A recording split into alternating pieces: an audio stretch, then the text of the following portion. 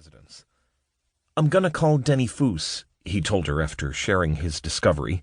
"We need to start writing the search warrant affidavit." Mid-morning of the 26th brought the next surprise. As Mertz and Foos were busily typing up their affidavit, word came from the FBI's fingerprint identification unit that the mall passer was neither Blanchard nor Jones.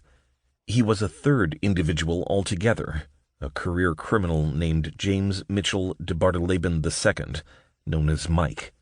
Moreover, DeBardeleben's rap sheet showed that he already was known to the Secret Service as a counterfeiter.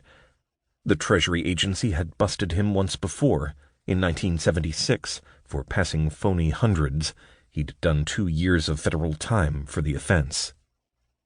After a brief interval of embarrassed silence, Foos retrieved DeBardeleben's file and reviewed it.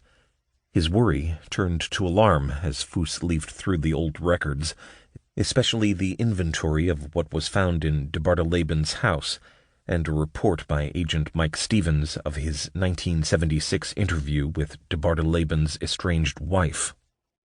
Foos found the 6 feet 4 inch tall Stevens, called Stretch, at his desk in the Special Investigation Squad area. "Hey, Stretch," said Foos as he dropped DeBardeleben's arrest photo on Stevens's desk.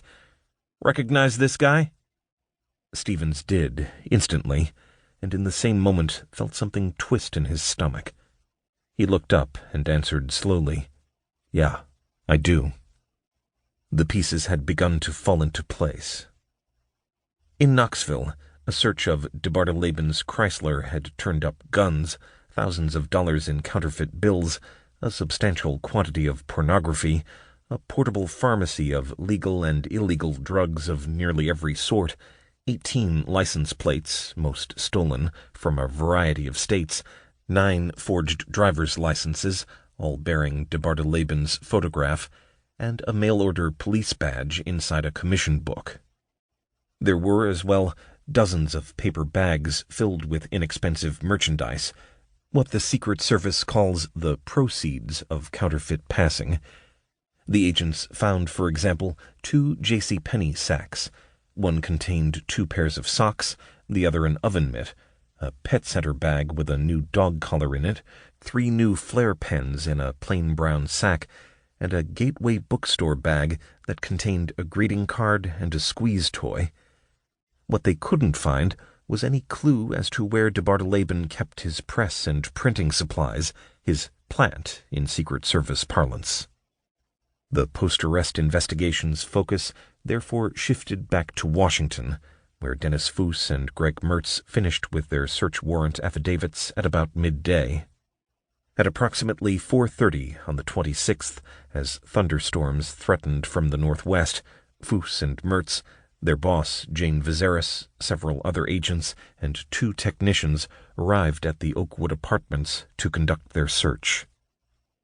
They found a large and relatively new rental complex of well-maintained brown brick buildings, parking lots, and a swimming pool in the southern part of the city. Apartment L517, a furnished studio, had been rented the previous autumn for $485 a month by DeBardeleben, posing as J.R. Jones.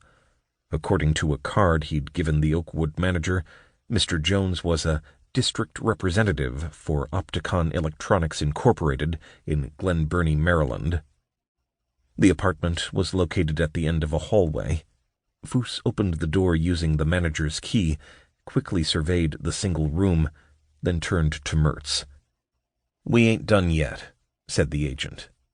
Instead of DeBardeleben's plant, the Secret Service team found a wholly unremarkable-looking bachelor's apartment with dirty dishes in the sink, articles of clothing lying about in casual disarray, a bed, a table or 2, and a television.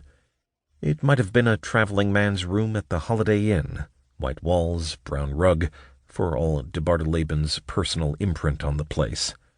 The only truly individual features of the studio were his sizable collection of paper bags of greeting cards and men's black socks, more proceeds, plus, on a telephone stand, several pages and scraps of paper with dozens of names, addresses, and telephone numbers written on them.